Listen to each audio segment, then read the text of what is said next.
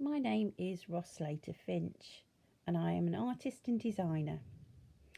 In this lesson I'm going to go through the basics of watercolour, concentrating on the equipment you might need to get yourself started with watercolours. The key ingredient to this is in actual fact the watercolour paints themselves. These come in various different forms from pans to tubes, and I'll just explain a little bit about the actual watercolours themselves. Watercolours are colour pigments ground and crushed into fine powder and then mixed with a binder. Your binder is usually gum arabic, which is the sap of acacia trees. The sap is hardened, ground down also into a powder and mixed with water to create the binder. This will make the pigments mix together and also creates them so that they will stick to the paper when the water evaporates. There's different qualities of paints. So here I have student quality and here I have artist quality. The main difference in these not only is price, because these will be quite a bit more expensive than your student quality, but the main difference is the amount of pigment to binder. So there's more pigment in these than there is in these, but it does mean that basically these you will have to water down more because the colours will be so much stronger than in these. The pans are in actual fact exactly the same paint as comes in the tubes, but the paint's actually put into a pan and is allowed to set, and then you reactivate them with water, whereas these are liquid form paint that comes out of the tube raw and then you can activate it with water in the same way. There's two different ways of using these, but we'll go over that in another lesson. As well as these, the other thing you will need that I've already mentioned is water. I always use 2 pots of water. These are just in jam jars, but you can get special pots if you like. And I always keep 1 pot of clean water and 1 pot to wash my brushes out in. And it is simple as that. You don't need to spend any extra money. Just 2 jam jars will do it. Then also what you will need is palettes. Push these out of the way. So we've got couple of plastic palettes here. We've got a small palette and a larger palette. This one is again a plastic palette. You can get this in porcelain as well, but it's got a deeper well in it. And I would also use, and you will see in a later lesson, just a plate. This one's a plastic plate, but you can use your ceramic dinner plates and what have you. But the reason I would use a plate is for if I was doing large washes and large amounts of colour mixing and I needed to do it fast. The deep well one is basically for if you are mixing lots of water with your paints and mixing large amounts of water with your paints, if you are doing large washes and experiments. Okay, I would sometimes use a small palette if in actual fact I am using some tubes of paint and I'm using them in the same way as I do the pans. So I would allow them to set in here and work with them in the same sort of way as pans.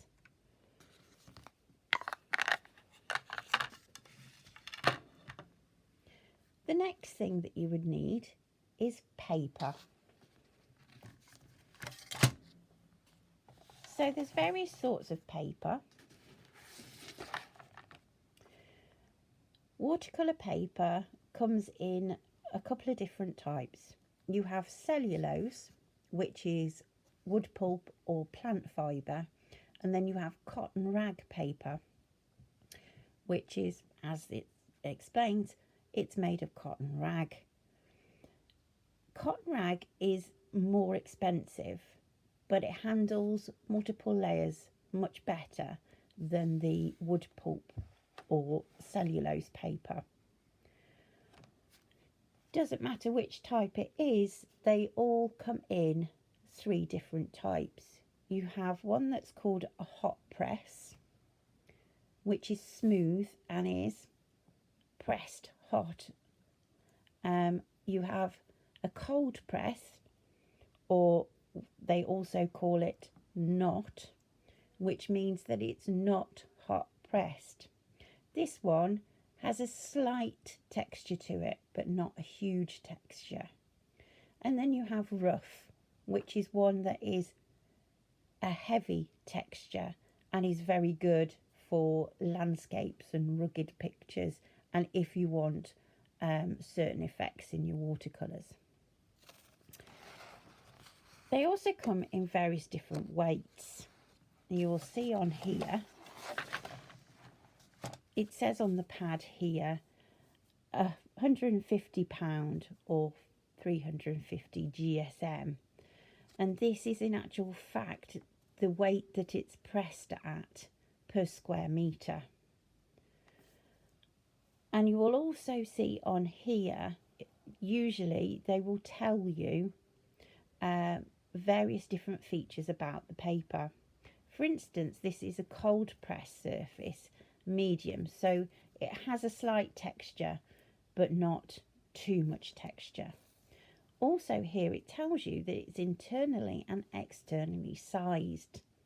That means that, again, a binding agent has been put into the pulp fibre that's made the paper, and sometimes what they do is they will mix the binder in with the pulp and press it in, and that will make it internally sized, or they will put the size on afterwards and it will give it an external size.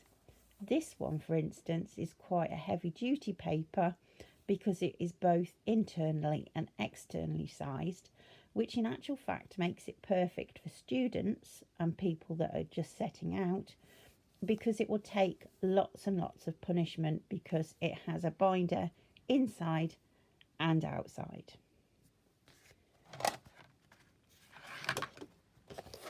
Next, let's go on to the biggest minefield that there is really with watercolours, and that is brushes.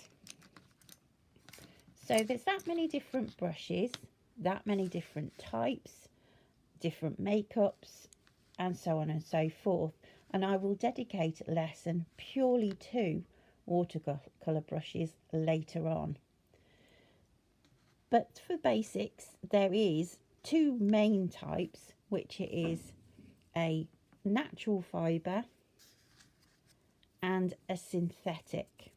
Synthetics tend to be nylon and are man-made, whereas obviously a natural fibre is, as it says on the tin, is obviously a natural hair. This one, for instance, is a goat hair, and you get various different ones. This one is a pony hair, and this one is a camel hair. But you can also get squirrel, sable, which are your expensive brushes, because sable is quite an expensive thing to buy. And then you've got your synthetics. These are all synthetics here, including that one. These will come in various different colours and shades as well. So these ones, believe it or not, were white to start off with. But obviously I've given them a lot of punishment and what have you along the way. And you can see from here that there's a various different range of shapes and sizes as well. So you have your fan brushes, you have your flat brushes. This one's a flat-headed brush, whereas this one has got what they call a chisel tip, where it has angle at the top. That one's a larger flat brush. You also have your more standard sort of round pointed brush.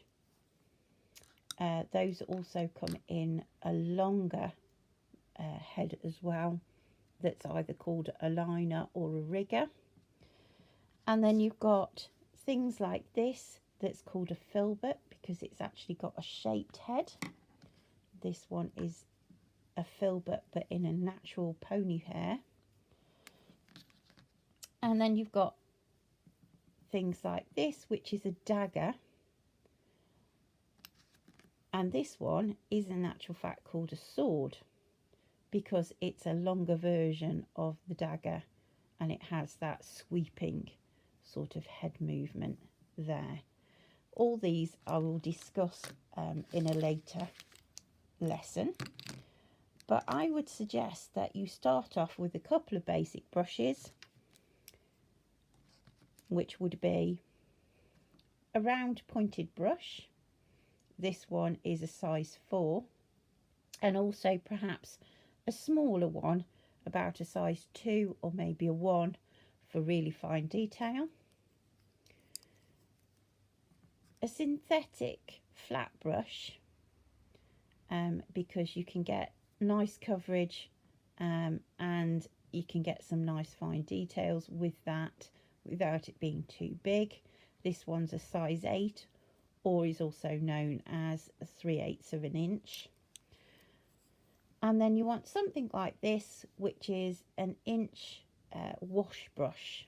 This one's camel hair, and this one will take up a lot of water, because I need to explain to you that natural fibre brushes are like a straw and therefore suck up and hold lots of your paint or water, whereas your synthetics in actual fact are a solid fibre and therefore don't hold as much paint or water as your natural fibres will, which is why a natural fibre brush makes a very good wash brush, be it in the mop form, as this is called, or in the flat form, such as this one.